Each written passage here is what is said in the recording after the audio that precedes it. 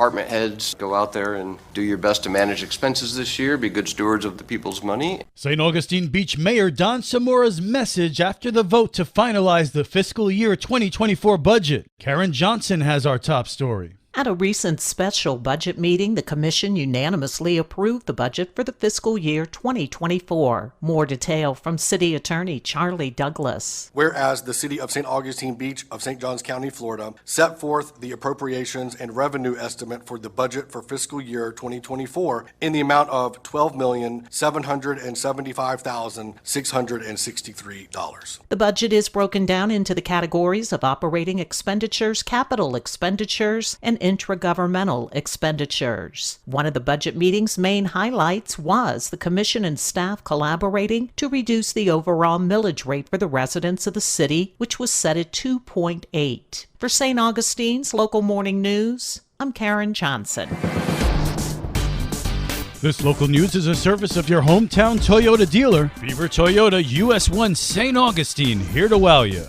If you're having thoughts of suicide, reaching out is the first step to safety. A mental health professional can help. September is Suicide Prevention Month. Liz Ryan spoke to Stephanie Shaughnessy of the American Foundation for Suicide Prevention of North Florida. Suicide is a tragedy that's touched far too many people's lives. Stephanie told me there's no one risk factor for suicide. If they've had previous suicide attempts, if you have a family history of suicide, divorce, death, depression, substance abuse problem, bipolar disorder, different things. What can those with a loved one going through a crisis watch for? Giving personal possessions away. Do they have access to firearms, drugs?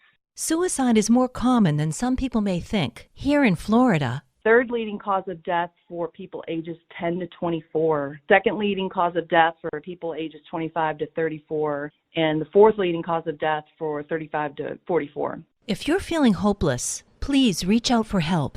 We have plenty of resources on our page. You can contact our local chapter, find a support or bereavement group. If you're a survivor or someone who's struggling, there's also resources listed as well. That website is afsp.org.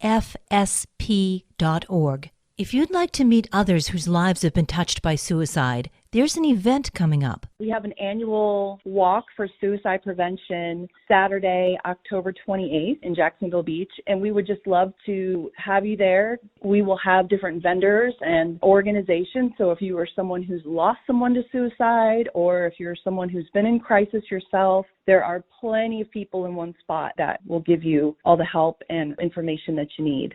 If you're in crisis and need help now, call or text the Suicide Lifeline at 988. It's simple, just 988. For St. Augustine's Local Morning News, I'm Liz Ryan.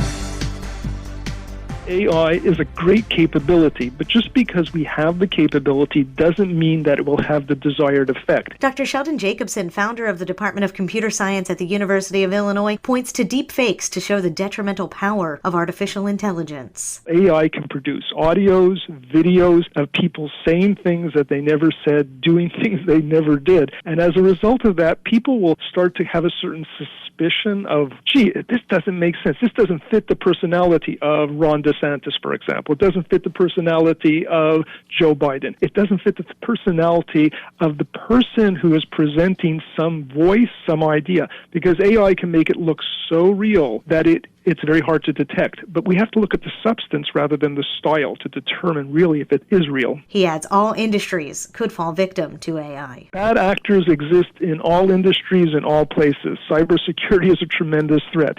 And people can use AI to misrepresent, to fool people, and ultimately, at the end of the day, people have to own it. They have to be responsible for what is being presented to them. If they're going to be taken advantage of and lose money or other resources, ultimately, they have to make decisions. We can protect some, but we can't protect all. People have to be responsible, and this is the new world. This is the new world with AI. With St. Augustine's Local Morning News, I'm Amy Sherry.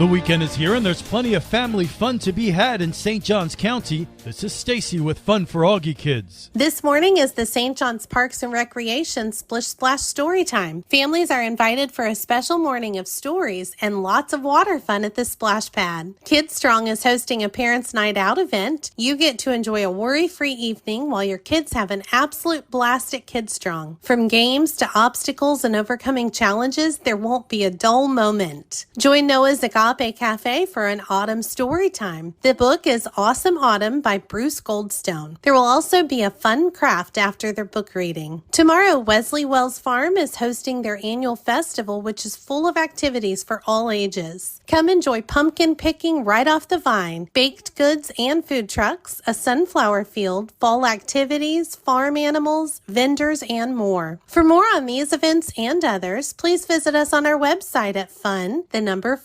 AugieKids.com. Have a great weekend. And now you're up to date with St. Augustine's local morning news. I'm Rich Carroll.